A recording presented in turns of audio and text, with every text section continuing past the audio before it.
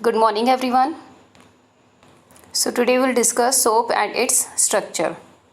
So it is very important topic.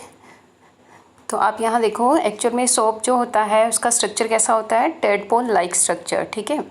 यानी आप उसको कैसे ड्रॉ करोगे, उसकी एक टेल बनानी है और उसका एक हेड बनाना है, ठीक है। जो ये आगे की तरफ है ये हेड है और पीछे वाला टेल है। तो जो टेल होता है it is the non polar part. ये कैसा पार्ट होगा, नॉन पोलर। और जबकि हेड कैसा होगा, पोलर पार्ट। तो अब आपको क्या करना है, इसमें जब आप इस स्ट्रक्चर को ड्रॉ करोगे तो आपने उसको स्पेशली मेंशन करना है कि this is non polar part, जिसे हम बोलते हैं हाइड्रोफोबिक। क्या बोलेंगे इसे, हाइड्रोफोबिक। और जो हेड होता है उसे आप क्या बोलोगे, this is polar part, that is also called hydrophilic, ठीक है। अब हाइड्रोफोबिक का मीनिंग क्या है, hydro means water, phobic means होता है हीटिंग। जो नॉन पोलर पार्ट होता है वो वाटर में डिज़ोल्व नहीं होता, और जो पोलर पार्ट होता है वो वाटर में डिज़ोल्व हो जाता है।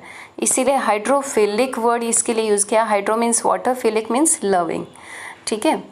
तो क्वेश्चन आता है 1 मार्क्स में कि भाई अगर आपसे ये पूछा जाए कि टेल कौन सा पार्ट, आप क्या बोलोगे, non polar, that is called hydrophobic, and head is the polar part, that is called hydrophilic.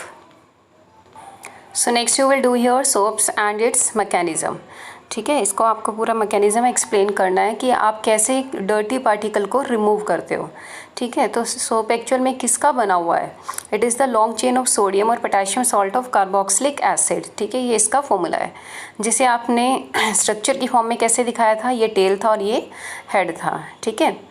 So this is written here, यहाँ लिखा भी हुआ है structure of soap molecule. Soap molecule has 2 part, one is water repelling, other is water attracting, clear. तो अब हमने क्या करना है कि मैकेनिज़्म से आपको ये एक्सप्लेन करना है कि आप कैसे डर्ट को रिमूव करते हो, ठीक है।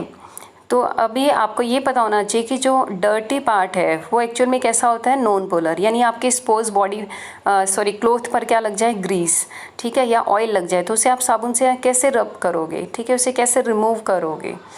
तो आपको पता है ऑयल जो होता है वो नॉन पोलर होता है, वो पानी में घुलता नहीं है, ठीक है। वाटर में कैसा है, इनसॉल्युबल, ठीक है।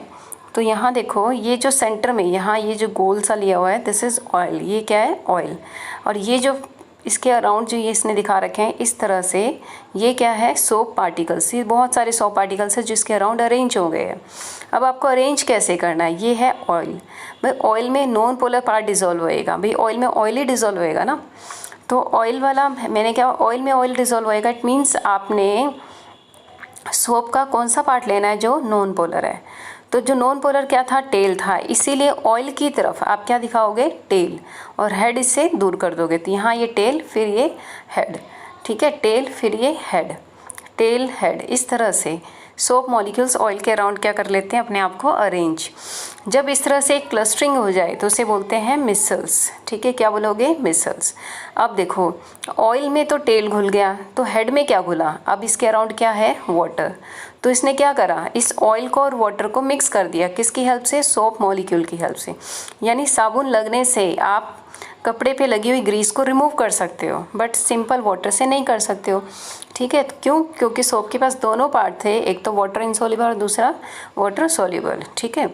तो उसने क्या करा, उस डर्ट को रिमूव कर दिया, ठीक है।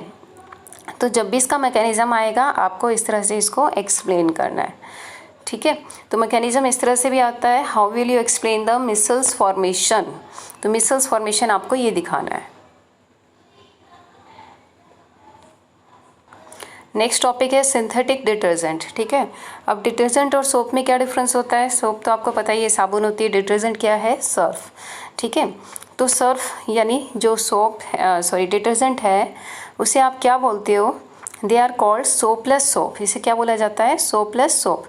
But they do not contain usual soap like sodium salt of fatty acid. इसमें sodium salt of fatty acid नहीं होता, बल्कि इसमें क्या होता है, सल्फोनिक सॉल्ट, ठीक है। वहाँ क्या था, सोडियम सॉल्ट, जबकि यहाँ क्या है, सल्फोनिक सॉल्ट, ठीक है। तो ये साबुन की तरह बिहेव नहीं करता है, मीन्स कैसे, भाई साबुन जो है हार्ड वाटर में डिज़ोल्व नहीं होती। हार्ड वाटर का मतलब क्या होता है, जैसे आपने देखा होगा जो हैंडपम्प का पानी होता है वो हार्ड होता है, ठीक है। घरों में आपने यूज़ किया होगा कि उसमें साबुन नहीं लगती, पर सर्फ अगर आप उस पानी में डालोगे घुल जाएगा, ठीक है। तो डिटर्जेंट और सोप में क्या डिफरेंस होता है कि जो साबुन है यानी सोप है वो हार्ड वाटर में डिज़ोल्व नहीं होती है, जबकि डिटर्जेंट क्या हो जाती है, उसमें डिज़ोल्व हो जाती है। ठीक है, so next you will do here difference between soap and detergent. ठीक है, तो कई बार आ जाती है कि आप डिटर्जेंट की एडवांटेज बताओ सोप के ऊपर, ठीक है, या फिर इसका डिफरेंस पूछ लेते हैं।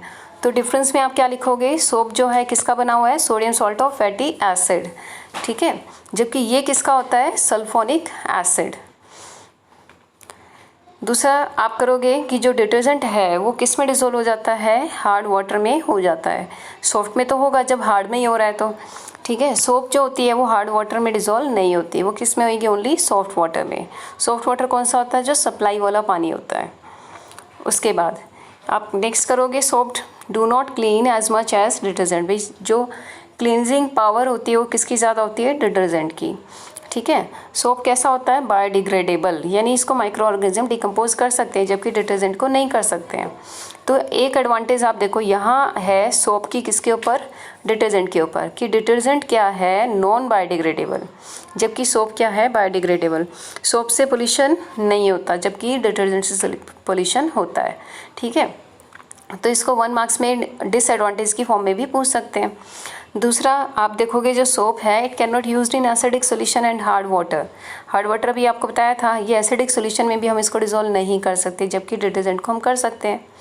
ठीक है, अब रीज़न एक 1 मार्क्स में ये भी आता है कि भाई जो सोप होता है वो बायोडिग्रेडेबल क्यों होता है, क्योंकि जो इसकी चेन होती है वो लीनियर होती है, जबकि डिटर्जेंट जो है नॉन बायोडिग्रेडेबल क्यों होता है, क्योंकि इसकी चेन में ब्रांचेज होती है। ठीक है, तो वो ब्रांचेज होने की वजह से, जैसे मैंने बोला कि ये डिटर्जेंट है बट इसकी क्या है, ब्रांच भी है।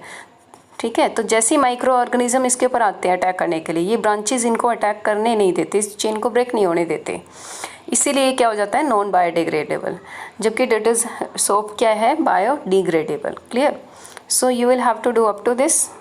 Thank you. Here your chapter is completed.